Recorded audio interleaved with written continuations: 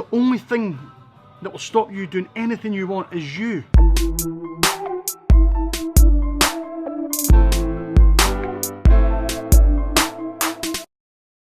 I remember you told me a story about being on a plane after coming back from a conference in Australia, was it? I was invited to go to Australia with the Queen. With the Queen? And the 53 heads of state from the Commonwealth countries. Yeah. The largest gathering of world leaders on earth outside of the United Nations General Assembly. And John Pilton in Edinburgh gets invited along to give an address to the heads of state. Yeah. I sat at a meeting, you would have been Jacob Zuma, who's now just gone, but the president of South Africa. Yeah. And next to me was a guy called Goodluck Jonathan. Yeah. His name was Goodluck Jonathan. Yeah. Of Nigeria.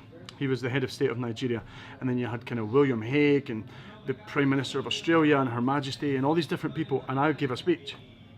And it was crazy. And then I come back and it just blew me out the water, and I realised the way we inspire people and support young people, especially, and poor people and disengaged people, or those having a tough time. The messenger matters. Yeah. It's not just about saying, oh, do this program, there's great words or content, or go on this website or fill in this form. You need to create emotional, authentic relationships. Yeah. And I realised I could do that.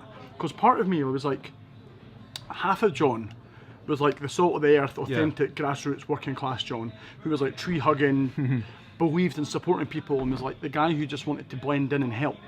But the other half of me had an ego, was confident, wanted to be the biggest, best, first, ambitious, let's change the world John, who had the audacity to put himself first and get into a position of power. I wanted to be the spokesperson or the chairman or whatever. So it was that mixture, right, of confidence and audacity with like values and ethics that created the blend of the company that became Dare to Lead. Yeah. So daring, like having the spirit, and then leading, putting in place effective actions to make a difference. And we wrote that on the back of a Qantas boarding pass after that conference in Australia, because it changed my life so much. And I thought, what am I doing in some middle management policy job? Like, I need to go and like either succeed or fail trying. So in that time you were living in London, right? I was living in London. It was the height of the recession. Yeah. Mass youth unemployment, huge issues. I didn't have a degree. I didn't have anything to fall back on. No money. My family don't have £2 to rub together. Literally, if I fail, crumble. But so what? Why would I worry about the fear of failure if there's so much to gain by trying? That's the whole idea. It's not by actually, we tried to call it Dare to Dream, but there was some IP like copyright issues. It was kind of, everybody was daring to dream. Because if you dare to dream, I'm going off on one now, but the only thing that will stop you doing anything you want is you. I'm sorry, in a month of Sundays, no matter how bad your life is, whether you're my friend Frederick in Malawi, who himself was an orphan and now runs an orphanage in the 10th poorest country on the planet, or whether you're my friend Taufik, who lost his life fighting for democracy in Libya, or whether you're Connor right now down where I come from, who's struggling in the kind of residential care system and issues with drugs or whatever, the only thing that's going to stop them is themselves. And the only wall you'll never climb is the ones you put up for yourself. Feeling sorry for yourself is not going to change your life with respect. We can't sit and expect businesses to give us handouts or companies to give us handouts if we're not willing to help ourselves. And that's one thing I've learned.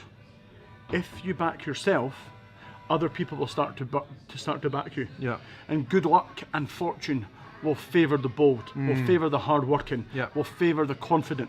And I meet so many people, not just young people. In my work, I train from chief executives down to politicians and young people, and everyone in between, youth workers. Yeah. We all have an issue with confidence. We all have that imposter syndrome.